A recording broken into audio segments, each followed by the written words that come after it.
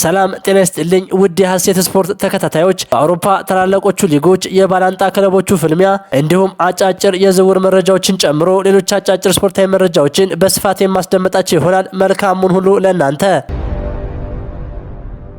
በአውሮፓ ታላላቆቹ ሊጎች የባላንጣ ክለቦቹ ፍልሚያ ባርሴሎና ከሪያል ማድሪድ በዓለም እግር ኳስ መራራ ባላንጣዎቹን ክለቦች የሚያገናኘው ግጥሚያ እንደሆነ ይነገርለታል። በዓለም ላይ በሚሊዮን የሚቆጠር ሕዝብ የሚከታተለው ፍልሚያም ነው። ይህ መርሃ ግብር ታላላቅ ተጫዋቾችን በየዘመናቱ ሲያስመለክትም ቆይቷል። ሮናልዲኒሆ፣ ሊዮኔል ሜሲ፣ ክርስቲያኖ ሮናልዶ ከቅርብ ጊዜያቶቹ መካከል ሊጠቀሱ ይችላሉ። በ2002 የባርሴሎና ደጋፊዎች ወደ ከተማ ተቀናቃኛቸው ሪያል ማድሪድ ያመራ ኮከባቸው ሉዊስ ፊጎ በካምፕ ኑ ሲጫወት የአሳማ ጭንቅላት የወረወሩበት የማይዘነጋው ነው።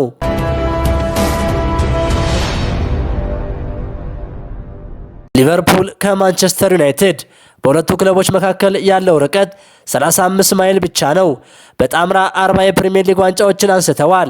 ሰር አሌክስ ፈርጉሰን የዩናይትድን ኃላፊነት ሲረከቡ ትልቁ ዓላማቸው ሊቨርፑልን ከእንግሊዝ እግር ኳስ ንግስናው ማውረድ ነው ሲሉ የተናገሩት የማይዘነጋው ነው። ስኮትላንዳዊው በኃላፊነት ዘመናቸው ያሉትን በተግባር ማሳየት ችለዋል።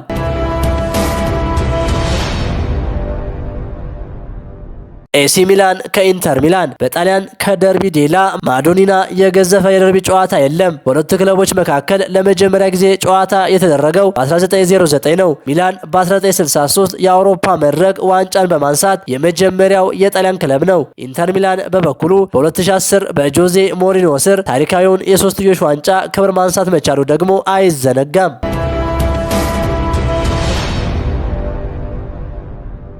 ባየር ሙኒክ ከቦርሻ ዶርትሙንድ ደርላሲከር በጀርመን ትልቁ ጨዋታ ነው። ሁለቱ ክለቦች በታሪክ ለመጀመሪያ ጊዜ የተገናኙት በ1965 ነው። 2013 ደግሞ በዌምብሌይ በሻምፒየንስ ሊጉ ፍጻሜ ተገናኝተው ነበር። ባየር ሙኒክ 2-1 አሸንፎ ባለክብር መሆኑም ይታወሳል። ሮበርት ሌቫንዶስኪ፣ ማሪዮ ኮቴዝ እና ማት ሁመልስ ቢጫ ለባሾቹም ለቀው ወደ አሊያንዝ አሬና ማቅናታቸውን ተከትሎ በሲግናል ኢዱና ፓርኩ ክለብ ደጋፊዎች እንደ ጠላት እንዲታዩ አድርጓቸው ነበር። ኦሎምፒክ ማርሴ ከፓሪስ ሰን ጀርመን ለመጀመሪያ ጊዜ የተገናኙት በ1971 ነው። ለክላሲከ የሚል መጠሪያ ያለው የሁለቱ ቡድኖች ፍልሚያ ከመካሄዱ በፊት ሁልጊዜም በደጋፊዎች መካከል ውጥረት ይነግሳል። ፒኤስጂ በኳታር ባለሀብቶች እጅ ስር ከወደቀበት ከ2010 በኋላ የበላይነቱን መውሰድ ችሏል።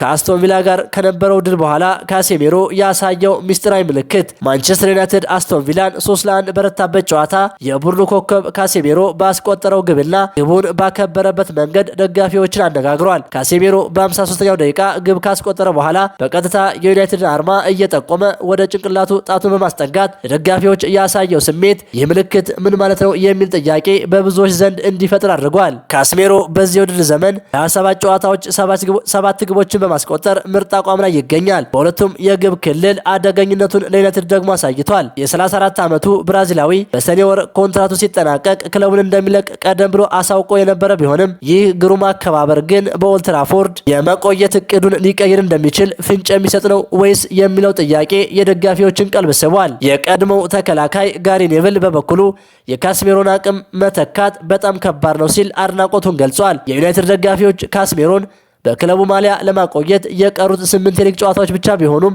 ሀሳቡን ቀይሮ አዲስ ኮንትራት ሊፈርም እንደሚችል ወሬዎች እየተሰሙ ነው። ካስሜሮ ግቡን ሲያከብር በቀጥታ የዩናይትድን አርማ መጠቆሙ ምናልባትም ከ25-26 የውድድር ዘመን በኋላ በክለቡ ሊቆይ እንደሚችል የሚያመላክት ፍንጭ ሊሆን ይችላል። ይህ ደግሞ ብዙ የዩናይትድ ደጋፊዎችን የሚያስደስት ጉዳይ ነው።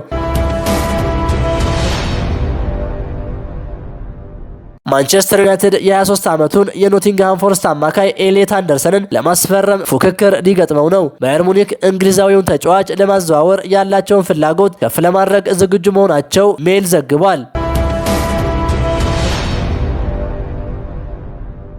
ፒኤስጂ የመስመር አጥቂውን ኪቪቻ ክቫራትስኬሊያን ለአርሰናል የመሸጥ ምንም አይነት እቅድ እንደሌለው ፋብሪዚዮ ሮማኖ ዘግቧል።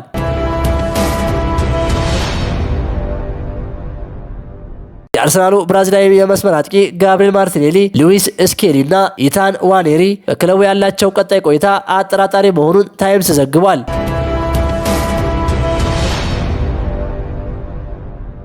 ኒውካስል የ25 ዓመቱን ጣሊያናዊ አማካይ ሳንድሮ ቶናሊን በተመለከተ እንደ አሌክሳንደር ኢሳክ አይነት የዝውውር ውዝግብ ውስጥ እንዳይገቡ ስጋት ገብቷቸዋል። ተጫዋቹ በ100 ሚሊዮን ፓውንድ ወደ ማንቸስተር ዩናይትድ፣ ማንቸስተር ሲቲ፣ ቼልሲ ወይም ሪያል ማድሪድ ሊያመራ ይችላል የሚሉ ግምቶች እንዳሉ ተዘግቧል።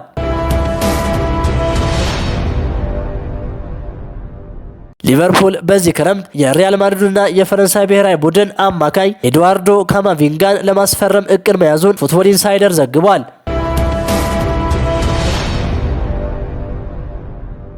የአስቶን ቪላው የመስመር አጥቂ ሞርጋን ሮጀርስ የኡናይ ኤመሪ ቡድን ለቀጣይ ዓመት የቻምፒየንስ ሊግ ውድድር ማለፍ ካልቻለ የቻምፒየንስ ሊግ ተሳትፎን ፍለጋ ወደ ሌላ ክለብ ሊያመራ እንደሚችል ቶክ ስፖርት በፊት ገጹ አስፍሯል። አርሰናል የ23 ዓመቱን ጣሊያናዊ ተከላካይ ሪካርዶ ካሊፊዮሪን በዚህ ክረምት እንዲለቅ የመፍቀድ ምንም አይነት ዓላማ እንደሌለው ተገለጸ። ለተጫዋቹ ከኢንተር ሚላን፣ ኤሲ ሚላን፣ ዩቬንቱስ እና ናፖሊን ጨምሮ ከሴሪያ ክለቦች እያደገ የመጣ ፍላጎት መኖሩ ቲምቶክ ዘግቧል።